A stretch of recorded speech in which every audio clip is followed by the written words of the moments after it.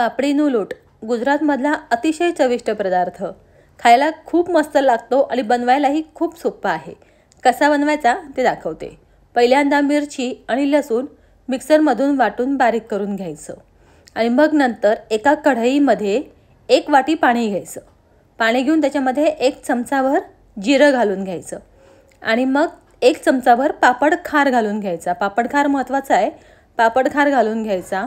त्याच्यानंतर आपण जे लसूण आणि मिरचीची पेस्ट तयार केली ती घालून घ्यायची आणि मीठ घालून घ्यायचं. आता आपण 1 वाटी पाणी घेतलेलं आहे म्हणून 1 वाटीच आपण तांदळाचं पीठ घ्यायचं आणि ते घालून घ्यायचं. 1 वाटी पाण्याला 1 वाटी तांदळाचं पीठ लागतं आणि ते लाटण्याने असं व्यवस्थित मिक्स करून घ्यायचं. मिक्स करून झालं की मग 5 मिनटं ठेवून एका ताटामध्ये काढून घ्यायचं आणि व्यवस्थित मळून घ्यायचं. मळून घेताना जरा थोडंसं तेल घालून घ्यायचं म्हणजे ते हाताला चिकटणार नाही आणि मग मळून घ्यायचं. पीठ इथे एकदम व्यवस्थित मळून घ्यायचं कारण की काय आहे की ह्याच्यामध्ये आपण पापड खार घातलेला आहे, नंतर लसूण मिरचीची पेस्ट घातलेली आहे, मीठ घातलेलं आहे. हे सगळं व्यवस्थित एकजीव झालं पाहिजे. त्यामुळे आपण ज्याप्रमाणे गव्हाचं पीठ मळतो ना त्याप्रमाणेच मळून घ्यायचं. गव्हाच्या पिठाप्रमाणे हे हाताला चिकटत नाही बिलकुलच. तांदळाचं पीठ असल्यामुळे व्यवस्थित मळलं जातं पटकन. छान व्यवस्थित मळून घेतलं की त्याची टेस्ट पण खूप छान येते. आणि मिरची आणि लसूण जे आपण 1 चमचाभर मी घातलं होतं, तुम्ही थोडंसं कमी जास्तही करू शकता. थोडं तिखट हवं असेल तर थोडं जास्तही घालू शकता. आता एकीकडे मळून झाल्यानंतर पाणी गरम करत ठेवायचं कारण की ते वाफेवर आता पुन्हा आपल्याला शिजवायचं आहे.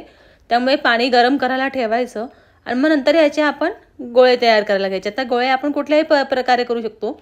तुम्ही गोल थापूनही घेऊ शकता. मी आता उभे इथे असे रोल तयार करून घेते. याचे तसे रोल तयार करून घेतले तरी चालू शकतात. गुजरातमधला फार फेमस पदार्थ आहे हा. मी ज्या गुजरातला गेले होते बडोद्याच्या एस टी स्टँडवरती एक माणूस स्ट्रीट फूड म्हणून हे सगळं विकत होता. मला काय हे पिठाचे गोळे खायला घालतोय काय माहिती स्ट्रीट फूड म्हणून 1 प्लेट घेतली. तुम्हाला विश्वास नाही बसणार, मी पुढे 3 प्लेट खाल्ल्या. इतका सुंदर पदार्थ तयार होतो हा. खूप छान होतो. आता चाळणीला इथे तेल लावून घ्यायचं आणि मग त्याच्यावरती हे जे आपण तयार केलेले रोल आहेत हे ठेवून घ्यायचे आणि मग ही चाळणी जी आहे ती आपण जे पाणी उकळवत ठेवलेलं आहे ना त्याच्यावर ठेवून द्यायची. साधारण 10 मिनटं छान उकळवून घ्यायचं म्हणजे ते शिजतं पुन्हा एकदा आणि छान म्हणजे मऊसूत असं तयार होतं. 10 मिनटानंतर ताट काढून घ्यायचं. ज्याप्रमाणे आपण कोथिंबीरच्या वड्याचं पीठ हे करतो ना शिजवतो ना त्याप्रमाणे हे शिजून तयार होतं.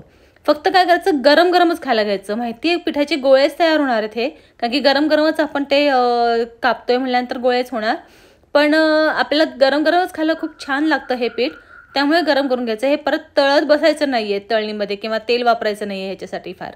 मग हे गरम गरमच असं एका प्लेटमध्ये काढून घ्यायचं आणि ह्याच्यावरती गार्निशिंगसाठी कच्चं तेल थोडंसं घालायचं आणि खोबऱ्याची चटणी घालायची. खोबऱ्याची चटणी हा एक फार मोठी गोष्ट आहे ह्याच्यासाठी. खूप चविष्ट लागते ह्याच्याबरोबर खोबऱ्याची चटणी. त्यामुळे वरून खोबऱ्याची चटणी अशी घालून घ्यायची. एकदा तुम्ही नक्की पदार्थ हा करून बघा. खूप चविष्ट होतो, पौष्टिकही आहे, तेलही फार लागत नाही आणि खूप छान लागतो. एकदा नक्की ट्राय करा. रेसिपी कशी वाटली मला कमेंट बॉक्समध्ये नक्की सांगा. तुमच्या फ्रेंड सर्कलमध्येही ही रेसिपी शेअर करा. खूप छान लागते. भेटूया पुन्हा एकदा अशाच छानशा रेसिपीमध्ये. तोपर्यंत बाय. आणि हो, चॅनलला लाईक शेअर आणि सबस्क्राईब करायला विसरू नका.